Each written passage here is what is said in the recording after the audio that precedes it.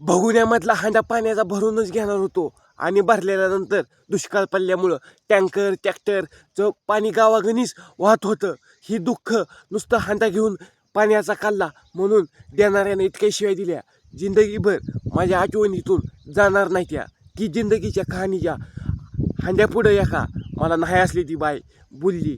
त्यामुळं ती दुःख होतं दुष्काळाचं, पण सांगून कुणाला उपयोग नव्हता मनाचा. ही मनाचा प्रश्न स्वतःला सांगावा लागला होता. 2012चा काळ होता आणि गावामध्ये, महाराष्ट्राच्या छोट्याशा गावामध्ये आणि प्रत्येक ठिकाणी दुष्काळ पडला होता 2012मध्ये. आणि ते पडलेला दुष्काळ पाहून गावागणीस टँकर पाण्याचे येत होतं आणि एका हांड्याला 100 रुपये नाही, 10 रुपये नाही, पाणी हा आणून तशीच ओतत होती भगुण्यामध्ये. आणि एक भगुनं होतं मोठं, त्या भगुण्यामध्ये पाणी ओतलं आणि ते पाणी ओतल्यानंतर मी या बाईला घ्यायचं होतं पाणी शेजारच्या, आणि पाणी घ्यायचं होतं आणि नंतर भगुण्यामधून हांडा बुडवला आणि काढला. तर नाही असं बोलली, तुझ्या शेवटच्या हांडा भरून घेऊन जा असे म्हणले. शेवटच्याला म्हणजे जे मी मरायच्या मला हांडा घेऊन जा म्हणजे काय बोललं ते तिला कळलं नाही. पण दुःख माझ्या मायलाच माहीत होतं की म्हणलेली म्हणून हांडा हायसा माघारी वाटला. आणि दुष्काळ हा पडून पडला नव्हता तरी होऊन दिसत होता की दुष्काळ 2012ला असा काळ होता की पाणी पिण्यासाठी सुईग नव्हतं. दुसऱ्याच्या ठिकाणी 2-2, 3-3 किलोमीटर जाऊन स्वतः पट्यानं सायकलीवरती घेऊन आणलं. ती वेळ माझ्या जीवनामध्ये आता आली म्हणून सांगितलं. आणि शेतीमध्ये काहींच्या केलेलं सगळं नॉनस्टॉप, वैरणपासून पुढंपासून ज्वारी, कडब्यापासून मका, ती पाक सुकून गेली आताच्या जमान्यामध्ये. की आता पण पाऊस हा दिसूनही नाही आणि आबाळ भरून येतं आहे आणि कोकण्या निघतात आणि पाऊस काही नाही. मागच्या शेतीसुद्धी बघा तुम्ही काळी भांगार झाली, नुसत्या पाया फिळ्या घालून टाकलात. की 2-3 दिवस झालं पावसाचं वातावरण येतं आहे म्हणून प्रत्येक जणानं खुडकून टाकलं की येईल नाही तर नाही येईल. त्याचा प्रश्न होता का नाही ती मला काय माहीत नाही, पण जीवनाचा प्रसंग 2012चा लईच मोठा होता. गावागणीस महाराष्ट्राच्या छोट्याशा गाव जादवाडी ह्या ठिकाणी पूर्णपणे एक टँकर मला कळतंय असं आला होता आणि ती टँकरचं पाणी पूर्णपणे गावाला पुरवडत होतं. एक मोठं जेवणाचं भगून नसतं का, त्या भगुण्यामध्ये सोडायचं पाणी आणि मग त्यानं हांड्यानं उचलायचं. मग असं वाटल्यावर सांगेल ना, मोठा कॉक होता असला 2-4 इंचीचा आणि त्यानं सोडायचं पाणी आणि सगळ्यांनी उचलायचं बका बका बका बका. मग ते पाणी पूर्णपणे पाणी ओतलं भगुण्यात आणि ते पाणी शेवटला मी ती एक जण आली आणि मग ती या अगोदर मी हांड्यात बुचकाळलो. मी किती लहानीला 5वीला होतो, 5वीला का 4थीलाच होतो. ते हांडा मी बुचकाळून घेतला म्हणून तिनं इतकं वाईट वांगाळ बोलली ती बाय. नावच काढ नका. जिंदगीच्या पुढं दुष्काळ आला तरीही होऊन येणार आहे आणि कर्म हा चालून येणार आहे. तुझं कर्म कसं आहे आणि ह्याचा कसा दोष आहे ह्याचा उपयोग नाही.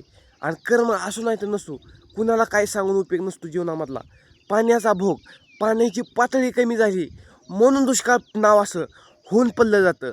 आणि माणूस हा कमजोरीने कमी नसतो, फक्त त्याच्या भोगानं तो कमजोर भोगाची तयारी ठेवत असतो. एक गोष्ट कायम राखा ध्यानामध्ये, घमंड हा कुठल्या गोष्टीचा करावा आणि कुठल्या गोष्टीचा करावा नाही हे स्वतःला विचार करून करा. की जिंदगीच्या आणि फेऱ्याच्या पुढं, पावसाच्या भोगापुढं, ज्या पाऊस हा जिथं पाऊस होऊन पडला आणि जसा गुडघ्यातून पाणी झालं तर पावसाला नाही असं बरं वाईट बोलतात, नाही असे शिवाय देतात पावसाला. आणि तीच पाऊस तुला ज्याला नाही पडला तोच पाऊस हा गोड बोलला जातो. 2012चा काळ माझ्या जिंदगीमधला.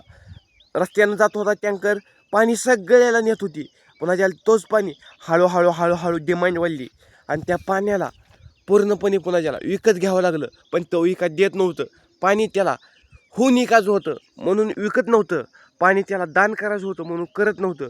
पाणी हा एका ठिकाणी, पाणी हा माणसाच्या विहीर हा पूर्णपणे गज भरली होती. त्या विहिरीला झरं लागलं आणि त्या विहिरीचं झरं लागल्यानंतर तो पाणी गावाचं बघून, तो दुःख बघून, तो पाणी हा माणसं आणून टँकरनं गोट्या लागली गावात असू दे.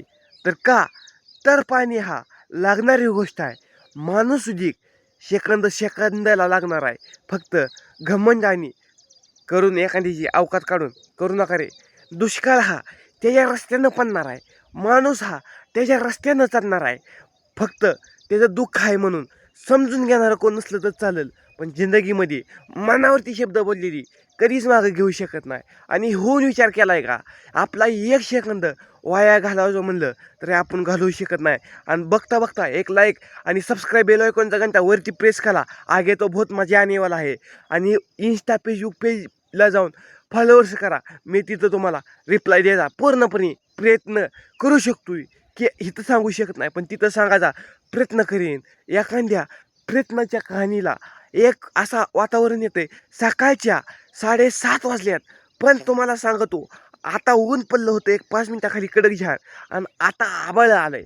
दुष्काळ हा मनानं येत नाही हो, ती आपण त्याला बोलवून येत नाही हो.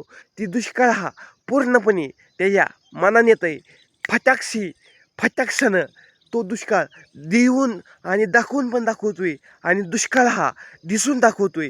प्रश्न हा दुष्काळ नाव प्रश्नाच्या पावसाच्या पुढं आहे, आणि पाऊस हा दुष्काळाच्या पुढं आहे.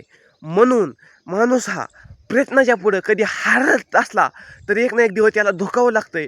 आणि पाण्यासारखं जरी किती वाहत असलं तर त्याला एक ना एक दिवस सुकून हाय जागेवरची थिरच त्या रस्त्यावर राहावं लागतंय. म्हणून एक गोष्ट कायम लाका लक्षात, पावसाचा दुष्काळ आणि दुष्काळाचा पाऊस व्हायला वेळ लागत नाही. आणि माणूस हा घडण्यासाठी फक्त त्याच्या नशिबामध्ये लिवलंय ते होऊ शकतंय.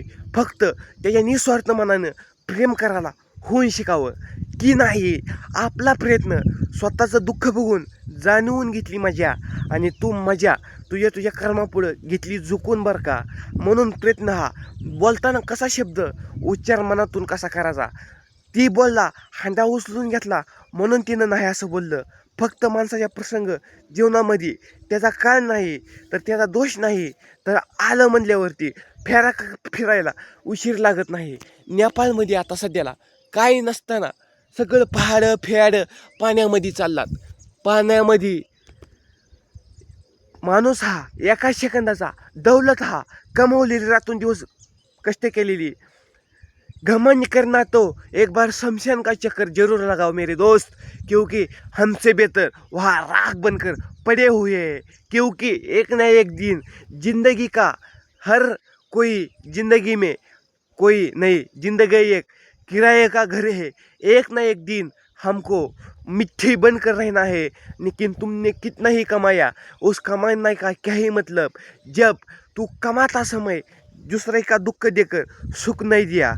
इसका जिंदगी एक किराए का घर है, एक ना एक दिन गुजरना पड़ता है, याद रखियो. घमंड किसी बात का नहीं, दुष्काल हा उसी से पड़ जाता है, लेकिन मानुस हा मिट्टी में मिलने के लिए वक्त नहीं लगता. इसके बेहतर इसका दुख और सुख देकर इसका एक ना एक दिन जिसका हम करने का प्रयास करते हैं उस पर कभी बुराई मत कीजिएगा. क्योंकि गन्ने का रस भी तभी मजा देता है जब उन्हाळा कहता है, और माणूस भी तभी मजा देता है उसको दुष्काळ कहला होता उसी वक्त पाण्याची जुरवळ येत आहे. माणसाच्या जिंदगीमध्ये अन्न वस्त्र निवारा, पण एक चौथ्याचा शोध अजून कोणी लावला नाही. अन्न वस्त्र निवारा पाणी, ही 3 गोष्ट ही नसलं तर चालेल, पण पाणी कायम प्यावं लागतंय आपल्याला. एक वेळ नर्द जेवण नसलं चालेल, पण नर्द वाढलं म्हणून पाणी आपण सकाळची सुरुवात पाण्यापासून करतो. आणि जीवनाच्या कहाणी पुढं आपण दुष्काळ पडल्यामुळं पाणी प्यायला नाही मिळलं तर रानातलं ऊस करपून जायला उशीर लागत नाही. ह्यामुळं आपला घमंड लय दिवस टिकत नाही.